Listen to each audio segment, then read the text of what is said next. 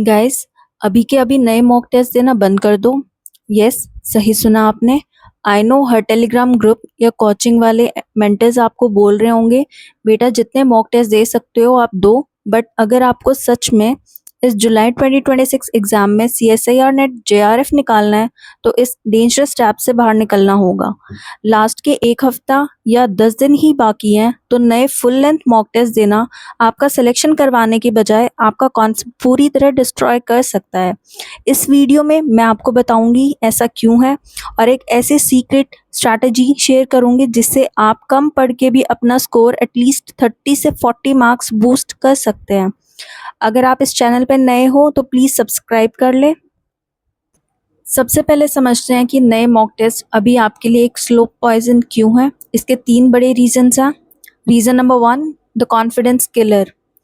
मान लो आज आपने 3 घंटे बैठ के एक रैंडम मॉक टेस्ट दिया, किसी वजह से पेपर टफ था या आउट ऑफ सिलेबस क्वेश्चंस थे और आपका स्कोर सिर्फ और सिर्फ 65 आउट ऑफ 200 आया, तो क्या होगा?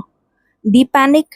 आप सोचना शुरू कर दोगे मेरा तो होगा ही नहीं, मेरी तो तैयारी ही खराब है।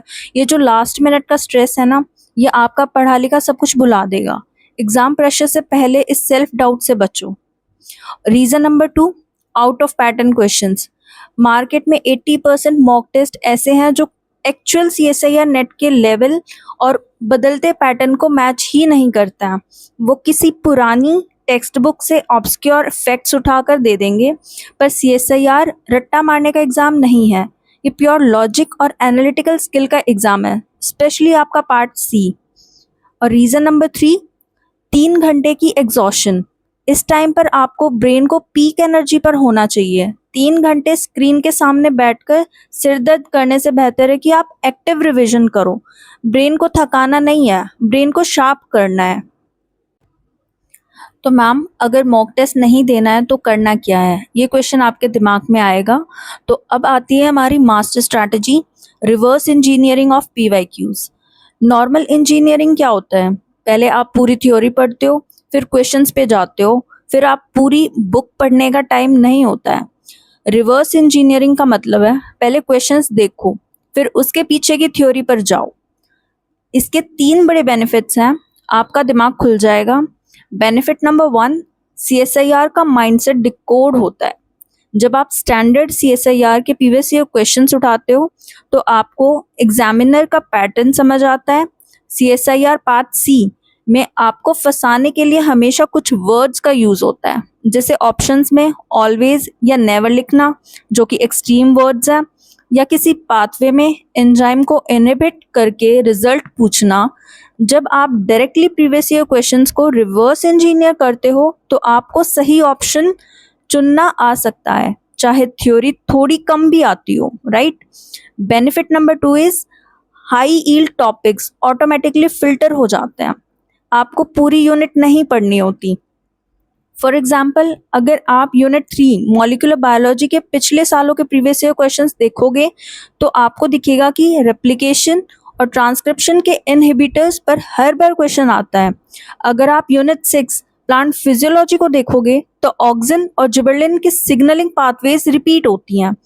प्रीवियस ईयर क्वेश्चंस को देखकर सिर्फ वही टॉपिक रिवाइज करो जो बार बार आ रहे हैं, कोई एक्स्ट्रा कचरा नहीं देखना अभी। Benefit number 3, smart revision via options. One question we have 4 concepts in that. ये मेरा सबसे बड़ा सीक्रेट है। एक प्रीवियस ईयर क्वेश्चन में 4 ऑप्शंस होते हैं, सही आंसर तो एक ही होगा, पर बाकी के 3 ऑप्शंस भी तो किसी इंपॉर्टेंट कॉन्सेप्ट से ही हैं। जो आप उन बाकी 3 गलत ऑप्शंस को अपने नोट्स में चेक करते हो तो एक सिंगल क्वेश्चन से आपको 4 अलग कॉन्सेप्ट्स रिवाइज हो जाते हैं।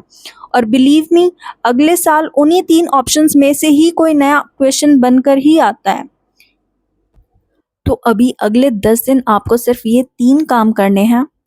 फर्स्ट, मिस्टेक्स का पोस्टमार्टम। जो मॉक टेस्ट आप पहले दे चुके हो उनको दोबारा खोलो, जो गलतियां की हैं उन्हें एक डायरी में नोट करो और वही टॉपिक दोबारा पढ़ो। नया सीखने से 100 टाइम्स बेटर है पुरानी गलतियों को ठीक करना। Second thing to do, daily 20 part C previous year questions. रोज पिछले 3-4 साल से कम 20 से 25 पार्ट सी के क्वेश्चंस को उठाओ और उनका लॉजिक समझो। Third, active recall via cheat sheets. एक ब्लैंक मेरी क्या स्ट्रैटेजी रहती थी, एक ब्लैंक पेपर उठाओ और फिर बिना देखे या तो यूनिट 3 के एंजाइम्स या यूनिट 13 या जो यूनिट्स आपने पढ़ी है उनके स्टेप्स को रिकॉल करके लिखो। ब्रेन पर थोड़ा जोर डालो। गाइस, एग्जाम एक काम माइंड का खेल है। स्ट्रेस मत लो, काम रहो और स्मार्ट तरीके से रिवीजन करो। अभी के अभी मुझे कमेंट्स में बताओ कि आपका टारगेट स्कोर क्या है और इस वक्त आपको कौन से यूनिट सबसे ज़्यादा परेशान कर रही है। मैं कल ही उस यूनिट के सबसे हाई ईल्ड टॉपिक्स पर वीडियो ले आऊँगी। अगर ये वीडियो या ये एडवाइस आपको जेन्युइन लगी हो तो वीडियो को लाइक करो, चैनल को सब्सक्राइब करो और अपने उन दोस्तों के साथ शेयर करो जो फालतू के मॉक टेस्ट देखिए डिप्रेशन में जा रहे हैं या उनको पैनिक्स हो रहा है।